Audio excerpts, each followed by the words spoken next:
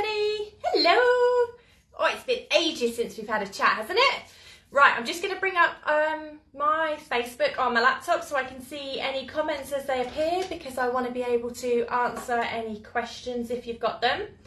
So we've got a live talk today about socialising, and I'm really glad this topic has been brought up because there's loads to cover, absolutely loads and loads. You may have seen recently I did a 5-day challenge to reducing dog reactivity, and there was loads of information there kind of about socialising in general and just everything in there to do with obviously social interactions. So that was very good. I enjoyed doing that. But I haven't been in this group in a long time doing live talks, have I? Been a bit absent. So hopefully this live chat is going to help you. You may have seen that I've been sharing the live talks that we have done in the past together in this group. I've been putting them onto YouTube on my channel, which is Ellie's Dog Behaviour Vault, so that everyone can, people can benefit from the information that's in it, because there's so many good questions that come up and there's so much information there, and I want it to be accessible to all. So you guys get the benefit because you know when a live talk is coming, you know what the topic is going to be about, and you can ask me questions throughout, and you can participate live, and everyone else kind of gets it afterwards, so they get the what we spoke about rather than participating in it. So just give me 1 minute whilst I bring this up. Clicking all kinds of buttons here. Hope you're having a lovely day anyway. It's been really hot here, very hot. It's nice, I'm really enjoying it. And we went to go swimming earlier, but couldn't go swimming, so we went for lunch and I ate my body weight in chocolate cake, so it's a great day. So just let me know if you're here. Give me a hi, hello, comment of some kind. My internet is hideously slow at the minute, so I've been putting it on my data on my phone so that I can do this without it hopefully skipping out or anything. But if I do disappear, I apologise. My phone, my laptop is useless at the minute. So I hope you're all well, and I hope you've been looking forward to this talk as well. So there's lots and lots in here about terms of socialising, what it means, how to get what you're looking for as well. Hello, hi, I see your comments, thank you. How are we all? Right, come along, come on laptop. You've got to catch up. Tony's just taken Millie Boo out, so she's Millie Bo, it gone out to her nan, so that I've got quiet time so I can do this live talk without being interrupted by a little mini dictator. I don't know why your comments aren't showing. I can even see them on my phone, but they're not showing up on my helpful laptop. Oh dear me, come along. We can't do this without our comments because it's just not going to work. Bear with me 1 minute whilst I sort out my technology.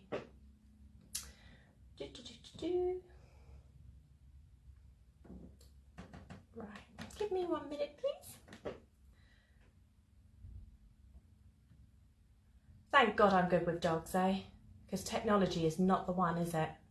Every time I do one in this group, I have trouble. I don't know what it is, because I can do them in other groups and I can do them in loads of different people's groups and not have a problem at all. But as soon as I do it in this one, for some reason, I can never see anything. Drives me crackers. Right, okay. Some people write to me, please. Just say anything. Tell me your dog's name. Say hi. Tell me what your weather's like. Anything at all, so I can see if they come up on my phone. Because if they do, I'm just going to ignore my laptop. And if they don't, then I'm going to have to fiddle with it for a minute before we can carry on. I know we've got a couple of people wanting to join, so they're particularly interested in this talk because it's relevant to them. There we go, Kaz. I can see Ruby. Hiya, Jeff. Right, there we go. Right, it's working now. Thank you very much, lovelies. Right, yes, so topic of socialising. It's a hot topic, isn't it? Everybody wants the dog to be socialised, of course, because it's everyday life, and that's how we get to where we want to be and how we can have a nice life with the dog. So I will talk you through where socialising can go wrong and how you can help your dog to become more social, and what you should be doing, shouldn't be doing, some myths as well. I've got that, so I've got my notes here to refer to because I forget everything. But right, let's get started with the topic of socialising. So I'm really pleased it was requested, so thank you for requesting this chat because I think it's relevant to so many people. And even if you don't think it's relevant to you at the moment, if your dog is still learning and growing up, then it's going to probably become relevant to you down the line somewhere. So it's a great place to have a lot of tips to refer back to. So I intensely dislike the term socialising. So the word socialising and what that means. Almost as much as I dislike the term dominance and alpha and everything like that, which is a heck of a big statement. The reason for that is because when it's applied in the dog world, it almost ruins what you actually need to be doing for your puppy or for your dog. So socialising, so the actual term socialising, means to mix socially with others and participate in social events. So that immediately leads puppy owners, dog owners to believe that their dog needs to be in with people and dogs and very close to them and kind of being touched by them or mingling with them in some way in order for it to count and in order for them to be doing what they need to be doing as, you know, responsible ownership and socialising, because this is what we are conditioned to believe. And certainly, everything doesn't help with that. So anything like the law, the guidelines that you follow, you could Google or ask anybody, vets, specialists, all sorts, about what is socialising, what should I be doing? And they will all tell you that, you know, you need to be going to puppy classes, you need to be exposing your puppy to things, and you need to be, you know, taking them to cafes and pubs and all sorts like that in order to help them become more social. Well, as I said, the term socialising actually means to be participating with others. That's not actually what most dog owners want their dog to be doing or their puppy to be doing. What they actually want is, you know, that ideal dog that you see, that Disney dog. So you might be out in the park and you're seeing that dog who sort of just walks around. It acknowledges changes in the environment. It sees people, sees dogs, sees the squirrels and the birds, kind of just carries on mooching, doing its thing, having a nice time. It listens to the owner, it doesn't run off, and it kind of just enjoys its world. And that is the dream dog for everybody. That is what people want. They want them to be able to see things, and kind of, if someone wants to say hello, they're like, yeah, hello. And if someone's dog wants to come over, then they may say hello, or they may just be quite indifferent. There might be a bit of play. That's more so what I find owners would like from their dog. You know, they want to be able to go out with them, to go wherever they're going, any kind of social event, or even just being out and about, or having people in, and for their dog to just be kind of happy but indifferent, really.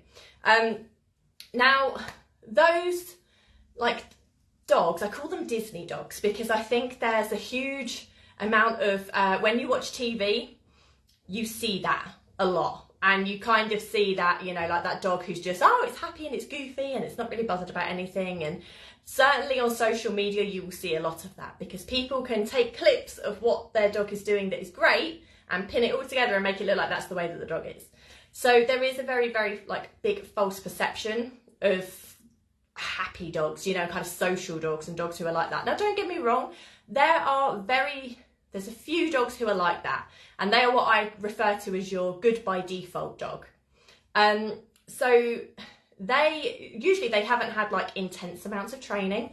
They haven't, they're not scared of anything. Like that, they're not acting that way through fear or because they don't want to mix with things. They're just not bothered. And I can count on one hand the amount of dogs I know like that. Now, obviously, I've not worked with any of these dogs because they don't need training and they don't need behaviour work. But I've seen them, and I know of one or two who I've met in my life who really, like, they just don't care about things. Now, what has happened with those dogs, it was not through, like I say, not through intense training and not through socialising is why these dogs became that way. The reason they are that way is because of habituation. So you may have heard that term, you may not have heard that term. That is what owners are actually wanting and looking for. Now, habituation actually means to kind of like be not bothered about things within the environment. It's to be gradually exposed to things over time to a point where they kind of go, yeah, I see a tree's a tree. You know, they see a tree, they see a bird, they see a cat, a bat, or whatever, and not bothered about it because it's just so much the norm now that there is no point bothering about it. Much like you think your washing machine in the house. Now, to begin with, your puppy or dog may be like, oh, it's a washing machine. You know, oh, it makes noises or it does things. Over time, they're not bothered. They start to completely ignore it. It just becomes like background noise. And that is what habituation is. So it's getting them used to everything and anything within the environment. Now, I often think that people who have the good by default dogs, I think it kind of happened accidentally with a lot of these dogs. So the habituation is not necessarily an intentional thing that they have done with their dog when it was young and growing up. They just kind of, it gradually got exposed to different things because of their lifestyle perhaps, or because of the things that they have in their world and in their environment. So the dog gradually got used to all these things, and now they're just like, well, that's what it is. You know, so the dog doesn't bother with anything anymore. And that is actually what I think a lot of owners are striving for with their dog. They want to be able to take them everywhere, and for them to be able to be, you know, off lead, on lead, whatever, but to be enjoying themselves and just being like, yeah, I see things in the environment, I notice the change, I may say hello, I may not, but I'm not really bothered. I may sniff it, I may not, I couldn't really care less. That's kind of what we're all looking for. And you can absolutely get that. You can get that with your dog, and you can get it, you can intentionally gain that as well through habituation. But when you focus on socialising, and that term socialising, it sets you up to fail. And that is quite dangerous in the doggy world, certainly when you've got your new puppy or your new dog and you think, I want to socialise this. I'm going to socialise the heck out of this so that it's really, really good with things. And you will often follow the advice that is given out, because why wouldn't you? So that you get your puppy. And it's come from lovely mum and dad, lovely home, lovely litter. It's a confident puppy. And what you do is you get it into your home, and the vet says obviously you can't take it out and mix it with things until it's had its vaccinations because of risk of infection. So like, right, fine. Okay, so I don't. So the first experience they tend to have when they go out and about is they go to the vet's like reception area in the vet's office, and there's obviously dogs, cats, people in there. There's lots of smells, there's strong smells of like worry and fear usually coming through from the other dogs. And then they go to the vet, who is a stranger, who, you know, may be absolutely lovely, you know, giving them all loads of fusses and everything, having a nice time. Here, have some treats, have some cuddles. Here, have your vaccination, because that's what you're here for. And then they get taken away again. So that's like their first experience of social time, like actually mixing with strangers. It's very hands-on, it's very, very short, you know, it's like, quick, let's get this done, because, you know, we can't be there all day.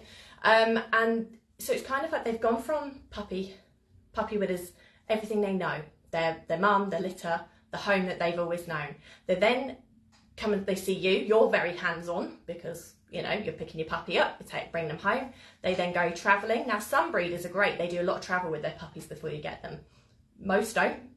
So they've not been in a car before. They then come into your home environment. They then don't see anything really that different other than the odd friend or family member who wants to pop by and wants to say hello to the puppy. So it's all very hands-on again. And then they go to the vets where they have their jabs, as I said, and then they come away. And then they end up, they wait. You have to wait like 7 days afterwards until they can kind of go out. And then usually it's puppy classes, because that's how you socialise your puppy, right? You take them to puppy classes, and you go to the ones where they advertise that they do the social time with the pups, where it's focused on whatever you like. It makes no odds really. But they then go there, and then they kind of come away again, and they go into their environment where there's nothing really going on. So they go from nothing to loads. Nothing to loads. And what that is, that's a combination of avoidance and flooding. Now, flooding is a term in the dog world, which is where there is loads and loads and loads of a thing. So it could be like you go to like a dog show or a dog class, or you go to a cafe suddenly and there's loads of people. So that's flooding. So flooding combined with avoidance actually creates a very, very, very fearful, unsure socially puppy, because there's so much all of a sudden that they can't take in. And, you know, there might be a puppy barking, there might be puppies wanting to interact with them, the trainers obviously coming over and helping you. Now, this could be the nicest trainers, and they could be so well managed as well. I'm not knocking classes here, but they're really not that helpful for puppies. So puppies then go through this. Now, for a puppy to be habituated to something, what that means is they need to have gradual exposure over time, over duration, to a point where they're not bothered. So that would be carrying them around, letting them see things without necessarily having to be touched by it or interacting with it. So you might go to doggy places, but letting them watch dogs from afar, not mixing with them. You might be sat in the car, you might be letting them watch friends' dogs and things like that, but they're not necessarily having to mix with anything. Same with people. So they can watch people, see people, they may choose to interact, but that's not what the emphasis is on. It's just about people being there in general, kind of like in small little pockets of people, not like loads all of a sudden. So you may, your classes or your trainer may say, right, what you need to be doing is socialising your puppies. You need to be going to your cafes, your pubs, your parks. You need to be going everywhere with them. Now, my perspective of that would be my puppy kind of goes everywhere with me. So whatever I see, they see. If I think it's going to be too much for them, then I make sure that there is some kind of barrier in some way, or I make sure that people know not to touch the puppy. I do protect the puppy. So there's lots of puppy can be mingling about, but they're not necessarily touched by anything. Certainly pre-vaccination, of course. So what other people take that to mean is, right, okay, I've got to take my puppy somewhere. So I'm going to go from being at our home to now we're going to go to a cafe where there's loads going on. And then coming back in, right, now we're going to go to a school and watch children where there's loads going on, and we're going to go and, let all the kids bust them and everything. And then we're going to go to puppy class again. And then we're going to go to the groomers where there's loads of dogs in there. And there's so much like flooding that happens, and then it goes quiet, and then there's loads, and then there's quiet. And that actually, like I say, that doesn't help puppies. That makes it so much worse, to a point where you would be better off not actually going to classes, not actually doing any of these things at all. Any of these things that are recommended for socialising, you're better off just having them gently exposed to things in your world that are relevant to your world. If you have a particularly quiet lifestyle, then that, as long as your dog is kind of gently exposed to things that they will see in the outside world, and they're okay gradually getting used to the vet's office and groomers, potentially, if that's what they need to have. Obviously the vets, but the groomers, they may need to have that, they may not, depending on their breed. If you gently expose them to things like that, then your quiet lifestyle could suit quite a lot of dogs. If you have a particularly busy lifestyle, you've got kids, you've got people in and out all the time, they gradually get used to that as a daily thing. That's just what happens in their world. There is just people in, people out, and that's the norm. So you don't necessarily need to go exposing them to like your cafes, your pubs, your classes, your everything, because it's not relevant, because you've got so much going on anyway that they're getting used to. So everyday life is actually much more helpful and training there. So if you had a puppy, the best thing you could do is actually, if you wanted to train them, is to have a trainer come to you or a behaviourist come to you, or watch YouTube videos, because you can get all of the information you want for free. You don't need to be going to classes or paying anyone or have anyone come into your home anyway. But you could do this and then do it on your own walks, in your own house, everything that's relevant to you and your puppy happening. There's no need to take them somewhere else in order to expose them to it. But there is so much pressure on that, and there is so much in this like social medias and like I say, everything online that tells you to do this, that it actually can ruin your puppy for you. So that's like talking about puppies. Now, as they're growing up, so they go through 4 different fear stages between the ages of 6 weeks and 24 months, really. So there is the first fear stage that everybody knows about. So people call this the socialising phase. So this is your 6 to 16 weeks. And people say this is when dogs kind of, when they socialise the best, this is when you need to do it all. That's actually one of their first fear stages, between 6 and 16 weeks. And what we actually call that is a sponge stage. So it's where they're absorbing information that they may need for the rest of their life that sticks a lot. So it sticks the hardest, the 6 to 16 weeks bit. Anytime there is a fear stage, it stays here. Now, like I say, they flow between different fear stages and coming out of them and going into another one until they're like 2 years old. So you're never really out of one long enough to be classed as out of one. But people say, oh, the adolescence has come, you know, adolescence is here and the dog's playing up and they're socialising, you know, they're getting a bit bully-like with other dogs, or they're pushing the boundaries of dogs and people and stuff. They're not. They're actually in another fear stage, and it's the hormones that have come through with a fear stage that actually create like the monster dog who no one likes. And I mean, believe me, adolescents are a pain in the ass, but it's not their fault. It's because they're going through other fear stages. So people are usually quite respectful of the puppy fear stage. So that young puppy stage that they have, and that socialising sponge stage, people are usually quite respectful of that, and they need to be gentle within that. After that, it's almost like, right, we're done now. We did the puppy bit, and we did the puppy classes, and we did that for them, and we're supportive of them then. And anything else beyond that is behaviour problem. Well, it isn't. So dogs are learning about the world and what they believe of the world, and until they are done mentally and physically growing, which is when they are 3 years of age. So even if you have a smaller dog, what that usually means is that they go through their development stages faster. So they're usually quicker, shorter, faster. Bigger breeds tend to go through them slower, longer, and later, with the exception of shepherd types. So for some reason, shepherd types go through their first fear stage from 5 weeks of age, and it gradually it goes like that. So theirs are often earlier, and it can be mistaken because they are bigger breeds that they will go through them later. And that's often why they are prone to fear-related social struggles, because they go through them earlier than expected, and they go through the sensitive bits for longer durations. So I don't actually know why that is, but I do know that to be true. So yeah, when they're going through these stages, you do have to be extra specially careful. And this is why I say to my clients and anyone I see with a puppy is that you need to be protecting your puppy until they are 3. They are a puppy until they are 3. And you need to be very careful with who you are choosing to mix them with, whether that be dogs or people, cats. Cats can be mean. Cats can be hideous. They like beat on dogs, and they can make dogs hate them because they attack them randomly. You know, I'm not saying dogs don't chase cats. They have that kind of, you know, relationship there. But, you know, cats can also be equally just as scary to a dog as people or dogs can be.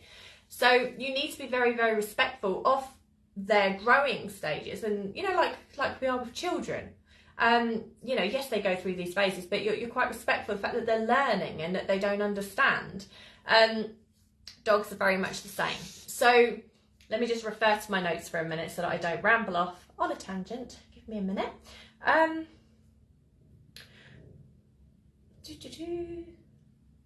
So yeah, it's not your socialising that you want to be doing. You don't want people touching them, handling them. You don't want dogs right here going, hi, I'm a dog, how are you?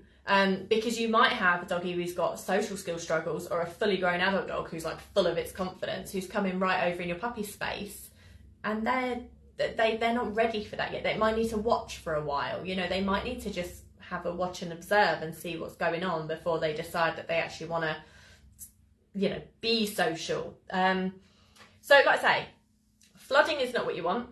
Socialising is not really what you want. It's the term used, but it's not the right term that is helpful, I don't think, for puppy owners and dog owners.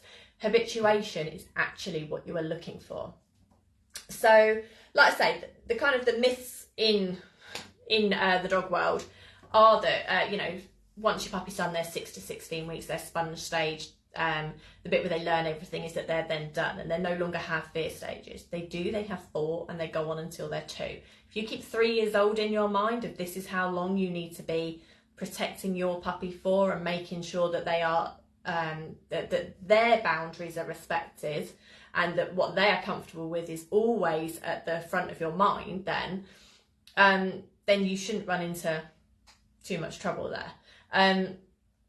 But it is, I mean, you may not have had your dog from puppy. It may be. I mean, I'm going to get to that. What if you got your dog after 3 years old? What if you already didn't do any of this? What do I do now? I'll get there. I'm just making sure that I'm not missing things, because I type out all of this. You see, I get really on a tangent of everything that I want you to know, and then I've got to try and remember what I've written out in an order. Not easy. So yeah, Right, okay, your myth number 2 is that if you use reinforcement or punishment, it will change the way that your dog is. So say like you've got your adult dog now, or your adolescent dog, and they're not particularly happy with other dogs or other people, or perhaps they are too happy with other dogs and other people. Perhaps they're like too OTT and it's just like too much. Now, technically, if you want a social dog and you want your dog to be socialised, then a dog who runs off and jumps over the heads of other dogs and is humping people's legs is technically a socialised dog, because all it means is to mix and participate with other social beings. That's what that means. Like I say, it's habituation that means they kind of see things and go, yeah, that's it, you know, and they don't have like this elevation of emotion every time they see something. They can just see it and be like, cool. That is what you're after. But yeah, so people believe that if you use it, it will change their behaviour. So if you use reinforcement, it will change it. And if you use punishment, it will change it. Now, of course, using punishment and reinforcement does change behaviour. So using punishment decreases the likelihood of it happening again. And using reinforcement increases the likelihood of it happening again. Where this often doesn't work is because the reinforcement being used is not what your dog finds reinforcing at that time. So, and likewise with the punishment, if the punishment is not severe enough that it bothers your dog, then it won't decrease the likelihood of it happening again.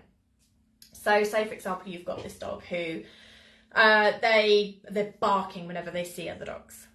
And you start trying to plough them with food whenever they see other dogs. If food is not what your dog wants in that moment, or that food is not what your dog wants in that moment, then that's not going to do anything because it's not reinforcing to the dog. Likewise, if you were to be like you spray pet corrector or something, you know, or like spray water at them, it's punishment. You don't want them barking, so they bark. You spray water. If it's not punishment enough for your dog in that moment, and that depends very much on the dog as well, then it won't change the behaviour either. You're just going to be continuously doing it. You're either going to be continuously trying to feed them or continuously trying to punish them. So you need to, it's your dog who determines what is reinforcement enough or punishment enough in order to change their behaviour. Now, all behaviour is changeable, but it's how you go about it that determines whether or not you'll be able to. So if the thing, what did I write? Yeah, functional reward works much, functional reinforcement works much better for changing behaviour than anything you can add or take away. So functional reward means what does the dog want in that moment? What function is it they're trying to achieve? So, like I say, if we took the example of that barking dog, your dog barks when it sees things. Is your dog trying to get closer because it's frustrated, or is your dog trying to get further away because it's fearful? Now, if you don't know, that's probably when you're going to need like behaviour help, or you're going to need to be researching that yourself to find out what it is your dog is trying to achieve. And for every dog, it looks very different. But once you know what it is that they want in that situation, you can use that as your reinforcer. So if it is movement away, then being quiet before a bark happened moving away would be reinforcement for that. And you could put in something in between there, like if you look at me, we move away. Or if you sniff the ground, we move away. You can have different things. Likewise, I was going to say like you do with punishment, there would be no need to punish it. You could just use the functional reinforcement that your dog wants. If it was moving away, if it's moving closer and you know that your dog is just desperate to get over there, then one, you need to be increasing the amount of exercise and social time your dog is having, because they're trying to tell you something there, that they need to be with other social beings to a point where it's frustrating them enough that they cannot control themselves. So if you're getting that, where they're jumping all over things and they're barking and they're lunging towards everything because they are so frustrated they're not there, then you need to be looking for that point where they don't do it, where like they see something, don't react, and then you can move forward. And again, that can be looking at you, it can be sniffing the ground, it can be anything that means we will get closer to that thing because you are not barking. So yeah, the functional reward works better. Natural rewards work better. Putting things on cue, sniff the ground, that works really well at calming dogs down, unless you have a hunting breed. If you have a hunting and scent work breed, it can actually hype them up quite a lot, because they then might be they might be triggering themselves into kind of like hunting mode, which is incredibly stimulating and highly arousing for hunting types, obviously, given genetics. So that's something to bear in mind. This is why all dogs are different, you see. So when it comes to socialising, you think, what do I want my dog to be doing? You can change it towards what you want them to be doing, but so much of it is actually not really dependent on you. Now, this is very, very difficult for owners to, owners and like dog people in general to absorb, is that you have to do very, very little. What you do really kind of, you're not helping, put it that way. So by trying to add rewards or trying to add punishment, you're actually making that thing that they're seeing that they're trying to either get rid of or get closer a much bigger deal than it is. So you can just, I'll tell you about it. I'll get there. Let me get through my myths and I'll get there. I'm getting ahead of myself. So yeah, another myth. People believe once a dog is an adult, you can't change the way they behave. Now, of course, like I said, they are learning about the world until they are 3. They are gathering their opinion of everything based on all of their experiences and their genetics and everything like that. And they are developing their opinion of the world. That does not mean you cannot change their opinion of the world, and you cannot change the way that they emotionally feel about things. You can. You absolutely can. But it's just, it's how you go about it. It's not that you can't, you can. So that's a myth. So if you're wondering about how the genetics are playing a part in your dog's behaviour, your dog's social behaviour, then have a quick watch of the Geeky Side of Dogs, which is a live chat that I did. It's saved in this group and it's on YouTube as well. The Geeky Side of Dogs Part 1 and Part 2, because what that does is it explains to you about how the genetics play a part in how your dog behaves as they do, because it does have a huge part. But how far you can get when it comes to changing behaviour depends on the genetics, the environment the dog is in, and the handler experience and ability. They're the 3 things that will determine it. So you can absolutely change it when they get to 3 years old and beyond. So don't worry if you didn't get your dog until after then, or you think, I already fluffed this up, damn it, did it wrong, how do I go forward? You can, you still can, so it's still very workable. So keeping your dog away from things if they're not particularly social and they're not great with things is doable, can happen, as long as you have to be very rigid in the fact that they do not mix with things. If they're not good with things, and you do not have the ability to work on these things, or the time or the finances or whatever it is that would prevent you from working on their social skills and their behaviour in social situations, then keeping them out of them completely, it is an option. You can do that, and there is no law against doing that, and there is no problem with doing that. But what you do have to do is be incredibly strict and rigid that with yourself, not with the dog, with yourself, that they will be protected from all social situations that cause them that stress or that problem. So that might mean they only go to like your enclosed fields to walk. They only mix with the family or the members that they are okay with. They only see that one vet that they are okay with, or only if it is like medical emergency stuff, they go to them. There's protocols in place to help keep them safe. If people have to come over or people don't come over, you go to other people's places.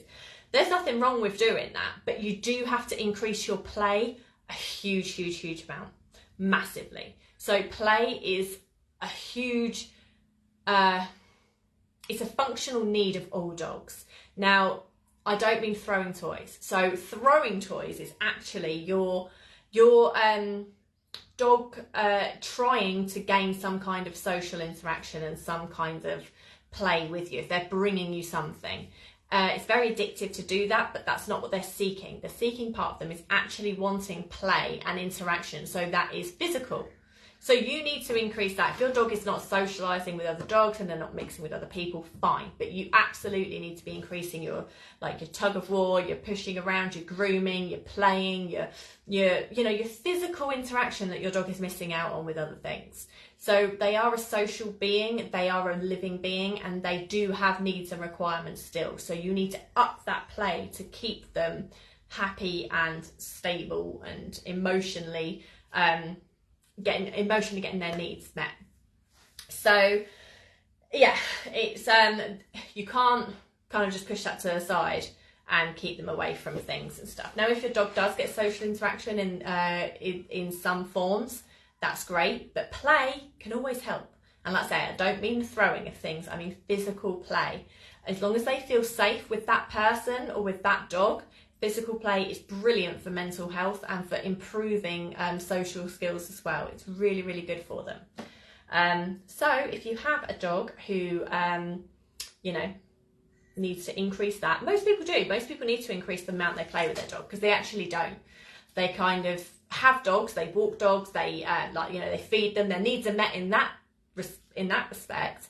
But the social part of it, like the actual playing side and that, that fun time, a lot of dogs don't get it. So even if you think you do, just increase it anyway. So, right, let's talk about how you would work on changing behaviour. Social behaviour we're talking about here. So, like I say, any behaviour can be changed, but we are talking specifically about social behaviour in this talk. Now, behaviour is driven by emotions. So I want you to just take behaviour as information. Don't you get your emotions involved in it. Don't be thinking about oh, my poor dog. Sorry, got a phone call coming through. Hope that didn't just shove me off then. I don't want you to hang on to the reason why your dog is as they are. Because whatever it is, whether they've had a great life and it's just not worked out that way, or they've had some kind of social horrible things happen to them, or fearful things, or anything that frustrates them, or you didn't get that opportunity with them, whatever it may be, let go of it. It's not helping you anymore. Okay, so just push it to one side in your brain. It's not helpful. Go forward. So think about the from now. So behaviour is driven by emotion, and emotion and behaviour are information. So if your dog is not social with people, let's say they are shy of people, they're hand shy and they don't really like people in social situations, what you need to work out is, okay, at what distance are you okay with seeing these people? When you see, is it different? Is it specific to if the person is moving towards the dog? Is it if they are trying to interact with the dog, or just if they are nearby? Is it if they are running past or just walking past? Is it if they're in the house or if they're outside? You need to get really, really, really, really specific about what it is that bothers your dog in their social situation. When you know what it is and you know what distance they're okay with each different thing, that's your starting point. Okay, so I make a promise with my dog that I will not put them closer than their distance they can be happy with. So it's called a happy space distance.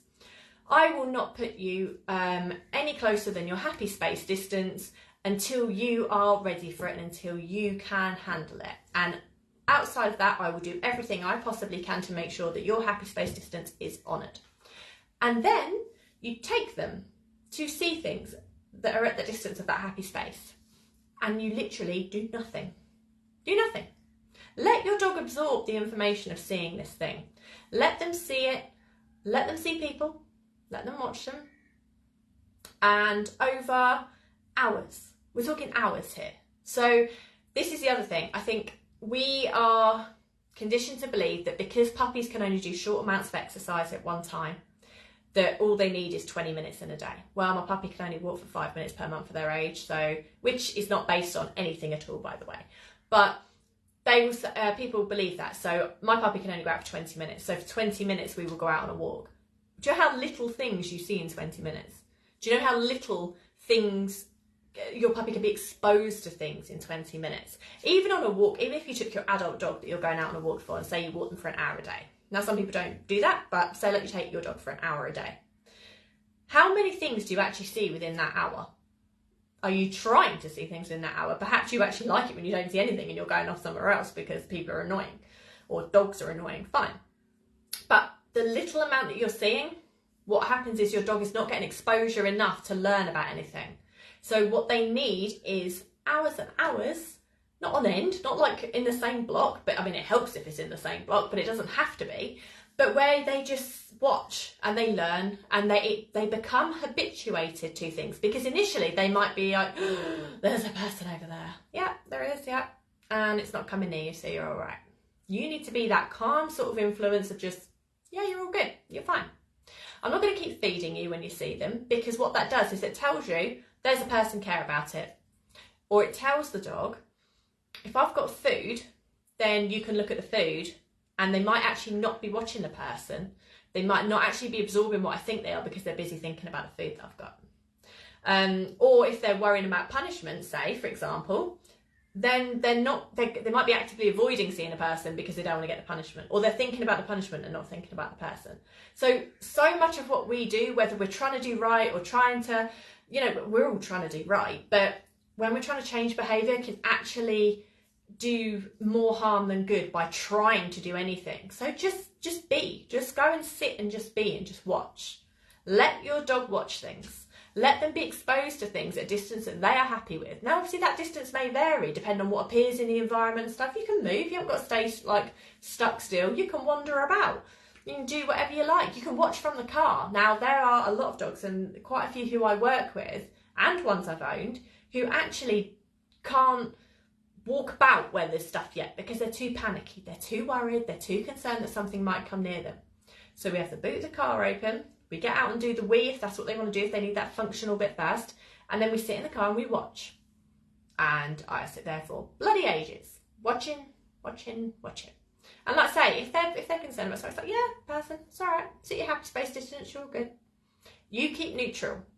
You're not reacting to things. You're not trying to be like over emotional about this. Of course, if your dog was terrified of something, then it's not helping because they're not learning. They need to be in a learning space, so there may be other things you have to do there. But just watching is great. Same with dogs. If you have a dog who wants to wants to be with others, so that they're frustrated when they're around other dogs, they just want to be with them, take them to watch them. Yeah, they might react initially. They're probably going to see a dog and lose their absolute buttness. Like, they're just going to be like barking. Yeah, fine, well, we're not getting out and that's not what we're doing. So we're just going to sit and watch them. And that's what you do. You sit and watch, because we don't do enough of this. This is not done. In fact, I actually saw a lady the other day when I was on a walk, and I pointed it out to my client. We were in a session on this walk, and they had a little German Shepherd puppy, and it couldn't have been more than, I want to say, 9 weeks probably. It was on a long line that she had gathered up, and she was literally just walking around the outskirts of everything and letting this puppy see things. And any time it stopped, she sort of just sat and was like letting the puppy just see. And she must have been in front of us for about 20 minutes. And I've been sort of watching her out the corner of my eye. And I pointed it out to my clients and said, that is what people need to be doing. And that is not what people do. Because they are so hell-bent on just getting like A to B. Let's walk from A to B. I want to go on a walk. This is where I'm going. Or I'm going out to do something. That there's no time. And dogs need time. They need to watch things. They need to get exposed to things. And they need to be in an environment long enough to be okay with it and to be bored with it. Basically, that's what you kind of almost got to do. That's what socialising should be, boredom. Let's bore the dog with things so that they're at a distance that they're so not bothered about, and then you can get closer with it. But anytime the goalposts are changed, this is why walking itself can be actually quite difficult, because whilst you're walking, things come at you. They invade that space. Things appear that we're not necessarily aware of. Things can change in the environment that can tweak and change what you're actually trying to achieve. So you need to work out firstly what you're trying to achieve when you're socialising your dog. Socialising, remember, I don't like that term. When you're trying to habituate your dog to things, what you're trying to achieve. If it is just that you don't really want them reacting to things at all in the environment, just being okay, calm, happy, yeah, whatever's here, then you've got to start where they're not bothered and then gradually go forward with that, where they're not bothered. When you have dogs who like to chase, or like they're frustrated and they want to interact with things, they want to be with things, quite often it's assumed that they need to go and be with loads of these things. Now again, remember what I said about flooding? So that flooding term where there is loads of something. Sometimes places like free roaming groomers, dog group walks, sometimes dog sittings or boarding daycare, things like that, they can actually be like classed as flooding for your dog. Now remember, it's always your dog who determines something, it's not you. So it could be that sometimes, because there is lots all of a sudden, that they actually don't behave in the way that they would normally, and they're kind of like exposed to loads in one go. Now that doesn't help them at all. And being with something is not the same as greeting something. And kind of being free with things all the time doesn't really help either in a lot of cases. Now I did recently have, you may have seen, I did post about it, I had a family's dog come and stay with me for a couple of days. So he was I believe he's 2, working collie, beautiful, beautiful dog. Oh, he's a handsome boy. Good fun having him and my 10-month-old daughter at the same time, of course, because she wanted to follow him everywhere, and that's not very nice for him. So yeah, his main problems that he had were jumping up at people excessively, barking excessively, OCD, chasing shadows, fly snapping at things that aren't there, and something else, no recall at all. So because it was, trust me, I managed to do this when it was a heat wave. So what I actually did was I was getting up at like 6:30 in the morning and driving him to the local, we've got woods and then there's fields that go beyond it. So it's really, really nice, and it's a long walk you can kind of do. You can pick and choose your route, which is really helpful. So I took him, he was on a long line, and I would walk him for 2 hours in the morning, just seeing things. So day 1, long line. And I was holding the other end of the long line and just working on name game. So that's just calling his name, and when he comes to me, he gets a treat, and then he'd go again. And that was it. That was all we were doing. Seeing things, passing things, sure, but not really kind of approaching anything. The next day, I did the same thing. So this was the only one walk he was having at that point in the day. So the next day I did the same thing, and I had the line dropped at certain points on that walk, and I was doing the same thing. We passed in excess of 100 dogs probably in the mornings, and 50 people easily. And so this is like gentle exposure, seeing things. So it's like a person and then moving on, a person, then moving on. Now, if he needed more space from something, I would absolutely have given him that space, but he was quite happy to sort of mingle and meet. Day 3, I had the long line off for most of it and dropped in places where there were horses and things, obviously, just because he's not that used to horses and they could appear suddenly. And during that time, he stopped doing all of the other behaviours. So he stopped the excessive barking, the OCD behaviour, the fly snapping, shadow chasing, jumping on people. So even when we're out on our walks, now bear in mind this was one of his biggest problems, and he would just walk past people completely, straight past them, off lead, not even bothered. If someone said hello to him, he would keep all 4 feet on the floor. Now I hadn't worked on those behaviours at all, because I know that the lack of recall, the jumping all over people, and all of those behaviours are all due to lack of exercise, lack of stimulation, and lack of habituation to things. Because he needed to be around it longer, not just on shorter walks, he needed to be around it for a long, long time, continuously, every day, to a point where he's bored of it. And I knew I took him somewhere where I was going to see all these things. So yeah, I mean, initially he was super interested in the first first probably 50 dogs and people that we saw, but by day 3, he couldn't have given a damn. He wasn't bothered at all, and he'd sleep all day. I'd say his recall was at like 99.9%, I trusted it, and he would sleep for 95% of the day in the house without doing anything. And that is literally through exposing him to things for 2 hours in the morning. That was it. That was what did that. I didn't train anything else, I didn't teach him anything else whatsoever. So sometimes when it's social problems, it's actually just that they need exposing to more and more of it, and you actually just need to go. Now remember I said not flooding, so we're not going where there's loads in one go. It's gradual, it's drip fed, person, dog, person, break, person, dog, couple of dogs, couple of people, joggers. You see things like that gradually. You're not looking to go and flood your dog where there's loads of things, and you're definitely not looking to go and stand still whilst there's lots of dogs running about or lots of people coming over at you. So the only time when you're still is when you're exposing. Now exposure means at a distance that your dog is comfortable with watching until they are bored out of their mind with it and they don't care about it anymore. Now, if you get your dog so that they're not bothered about things, because then they're just used to it now, seeing it. You then can do introduce play. So you can do that tug of war play. So not ball throwing, but tug of war play, like your rough kind of like play that they love, where it's physical and it's into everything. And you can put that on cue that you're going to do playtime. So when they switch off from whatever's around because they're bored of it now, you go, right, good, playtime, let's do play. And it's tug, tug, tug, get it, get it, get it, play, play, play. Okay, it goes away. You can now use this as something to cue when your dog is interested in something in the environment. You can use that. So you can play your way out of things. So you can actually use it as recall reinforcement, like seeing things, distraction. You can use it as what you like. But there's so little emphasis on how much time you need to be out and exposing your dog to things. Even reactive dogs. I mean, especially reactive dogs. Quite often they're kept back and they're kept in and they're kept away from everything, because they're so reactive. Now, of course, that's helpful for their stress, because you're reducing it, because they're not exposing to things, which is great. And it allows you to do gentle exposure at other times.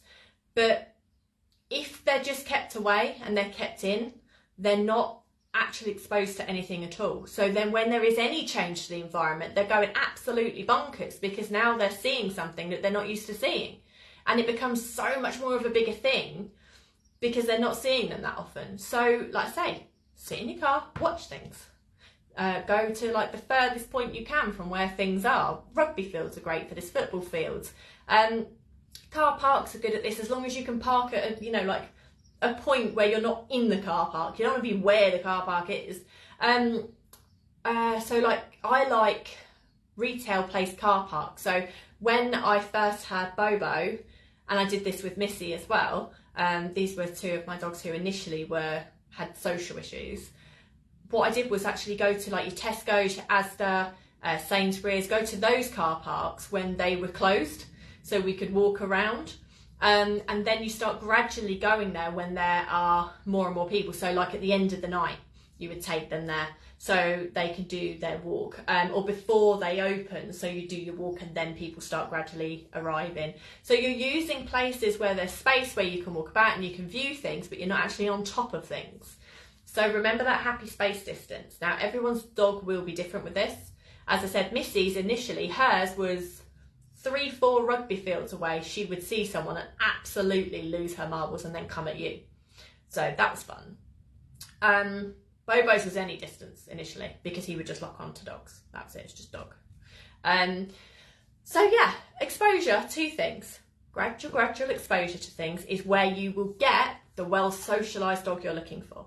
That is the way that I would do it with puppies. It's the way that I would do it with, like I say, puppies. I would do like exposure, but they gradually, they get more confident much quicker.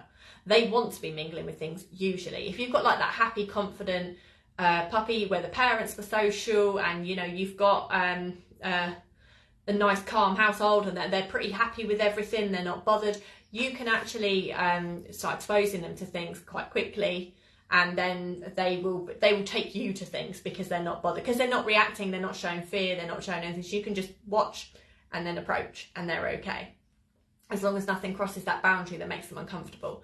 Dogs who already have existing social skill issues, like I say, you need to be honouring that happy space distance, whatever that is. So yeah, it's doable, it's changeable. All behaviour is changeable, and behaviour is information. That's all you're getting given by a dog, is information. And it's what you choose to do with that information that will help you either change it or keep it the same or make it worse. So you do need to do something with it. And I suggest exposure. Let me just check my notes, make sure I've not missed anything. So I'm aware that I repeat myself sometimes, but I want to make sure that the point is getting across. Give me a little minute. If you've got any questions, please ask away. I hope I'm making sense as well. I do tend to go on a bit of a ramble. But I tell you what, I do like live talks, because I think they're helpful for when you're trying to learn information. I like to watch a lot of like videos, YouTube videos, and people sharing their opinions of things, because I think when I watch something, I'm in a listening space and I'm just listening to what they're saying. When you're in a conversation with someone, most people generally are just waiting for their turn to talk. They're not really absorbing what they're saying, and I am too guilty of this. Like I will hear something and I'll be like, oh, and my brain goes, oh, I've got a point about that. And of course, that's how you have a conversation. It's a social skill, it's fine. But if you're trying to learn something, sometimes just hearing continuously and hearing it go from one thing to another without the interruption, without it diverting off elsewhere because we've come up with a different topic or it's kind of flowed elsewhere, it helps you to learn different things, I think. And I certainly learn more so when I just watch rather than have to participate in it in any way. So, right. Yes, so don't worry about your dog not being that Disney dog. Disney dogs don't, like I say, social media is the worst. It is the worst because no one's there showing their dog when they're at their worst. Really, are they? No one's going, oh, look at my dog today. Look how much hard work it's been. No one's doing that, really. They might complain about it, but they're not showing it. And to be honest, I don't particularly like before videos of anything anyway, because I think unless it's already been taken prior to my knowledge, I don't like saying, can you put your dog in that stressful situation where they react just so that I can watch it or I can use it. I don't think that's particularly fair. I'd rather the dog wasn't exposed to something that upsets them. That's just my personal view. So when you do see all these social media Disney dog things of this is the before and I changed the lead and now the dog knows I'm an alpha and it cares about me and this is the after. Oh God, go home. It's ridiculous. It's not real. It's fake, and the dog's emotions certainly are not taken into account with that. Now, it takes time to change behaviour. If anyone's willing to admit that it took them time and, you know, gently, gradually doing things, fine. I absolutely love the after videos of where dogs are at now. Love it, because you see the change in the emotion in the dog, which is nice. But we live in an instant gratification world, which is particularly with social media and with anything now in technology. I'm the same. Do you see how I was raging on and on because my comments wouldn't work on my laptop when I first started? It's because we want it now. We want it now, and we want this dog that we want right now, and we want to sort it out quickly, and we want to wave the magic wand and then it's going to work. And behaviour doesn't work like that, and dogs don't work like that, and humans don't. Did you know? It can take 8 weeks for a dog to change the way they feel about something, so that they can regulate their own emotions and they now feel differently and they can change what they're doing. It takes 8 weeks for them to sort of change habits. Did you know that it takes humans up to 36 weeks to change their own habits? And the reason, more often than not, why dogs will fail in changing their emotions is because we put them into over 95% of the situations that they are in, and we take longer to change habits than they do. So we often give up on ourselves and in habits that we're trying to create whilst we're trying to change their behaviour. And then we usually complain that it's the dog who is difficult. It's not, it's us. I can assure you it's us. Right, so flooding, yes, went through that. Reinforcement and punishment, yeah. And you can change behaviour. So great advice, Ellie. I'm going to try the gradual exposure with Ruby as she doesn't want to be near any dog. Yeah, that would be great for her, because what she can do is watch and develop social skills through watching, through learning, and she's not got anything coming at her. So yeah, make sure that you're not putting her in any places where it's likely that dogs can suddenly appear at her or suddenly come near her. We don't want that fear or that uncertainty setting in at any point. Keep her at that space distance she's happy with. So if she's not actually reacting where it's obvious because she's barking, lunging, growling, anything like that, if she's just seeing and going, oh no, I don't want to go near that, then at that point where you start to notice her getting really watchy so that she can't look away from something and that she has to keep her eyes on it, just before you hit that point, that's the happy space distance. That's where she can see it and go, okay, it's over there, it's not coming at me. That's where you need to hang about at the moment. So whatever that distance is. If she's at a point where she's seeing it and having to keep her eyes on it and is very, very, very focused and is a bit panicky, she's not learning anything because she's too close. So you have to find the right bit. You want to be close enough that you're working on it so she is actually aware of what you're working on and, she's seen it, but not so close that she's panicky because she's not learning anything when she's panicky, okay? Thanks, Ellie. That's a great help. The boys have walked 1 hour morning, 1 hour evening. Would it be best to do one long walk now? Remember, I'm 70 now. Yes, it would be. I think it would be more helpful just so that there's that kind of more exposure in the one situation. It does depend on them. So you haven't got to be walking throughout this entire time, remember? So you can do walkie and then sit for a bit. walk and then sit for a bit and watch things. As long as you're aware nothing's coming from behind you, nothing's sort of like running at you or anything. But there is nothing wrong with sitting and watching. So don't feel, you know, there's benches or the floor if you can get back up again, you know, don't feel you've got to sort of like be moving the entire time. It's not necessarily about movement. Now, of course, exercise is important. So if anyone is doing this and you feel, whilst I'm doing this, my dog's not quite getting the exercise that they need, book an enclosed field, take them for a run. Let them have that once a week. Let them have it, you know, like I say, you can do places where you're not going to see anything anyway. You can go to your retail car parks, go when they're closed on like your Sunday after hours and have big walkabouts and stuff and go between different ones. If you're in Milton Keynes, there's like loads altogether which you can go around. But there's, yeah, don't feel you have to keep walking, okay? Also, I want you to take into account that your dog's joints. So if your dogs are elderly or they're older or they're stiff or they have any kind of problems that would mean that continuous walking would be uncomfortable or would be painful to them, definitely don't do it. But there's nothing wrong with sitting and watching. They're only going to be sitting at home, sitting or laying down at home. So sitting and laying down out and about shouldn't be causing them any extra discomfort there. So just keep that in mind. That's what I would like people to keep in mind, that they're not, the dogs aren't over exercised. When I said about the dog who stayed with me, he was 2 and a working collie. He could go all day, you know, all day. But yeah, so definitely I think earlier is helpful because you tend to have people out earlier. There's something about heat as well. So obviously we're in summer at the moment and we've got the heat wave. Now, dogs when they're out, if they're more stressed when they're outside in general, they will pant and be worried and, you know, stressing in general. So these dogs are not particularly great to take out in the heat because you don't want them to overheat, you don't want them to get heat stroke. If your dog is comfortable outside in general and it's only certain things that upset them, so certain people, certain dogs, or, you know, like certain things that they need that more exposure to, whatever that is, it can often be easier to drive them somewhere when it is warmer because less people are out with their dogs and less people have their dogs running around at you. So if it's, say, people you're wanting to work on, you're more likely to see more people, or you're more likely to see, if it's dogs, you're more likely to see dogs who are on leads perhaps doing short little walks, or they're calmer because they're hotter. It can be easier. If you don't want to be flooding, then sometimes if you go out early morning, that's when everyone is out because they're trying to avoid the heat with their dogs.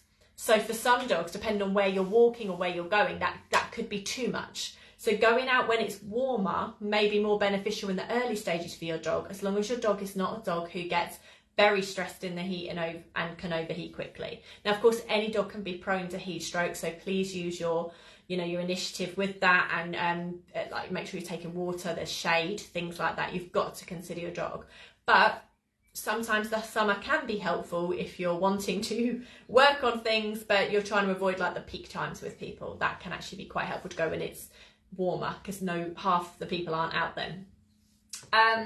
Anyway, yes, I hope that's been helpful. I'm grateful there's been comments and that, there's been things to sort of like bounce off us as well. I always try to answer things that I think you may be wanting to know. But if there are any other topics you'd like to talk about, please do pop them up, because I've just got so much in this head that I want to share with people. And on that note, what I'm actually trying to do, I want to be known in the future as the free dog behaviourist. And the reason for that, what I want to do is to be able to grow my YouTube channel so that it's got videos on there, how-to videos of me doing things with dogs and clients doing things with dogs, assuming the clients are happy to be on YouTube, of course.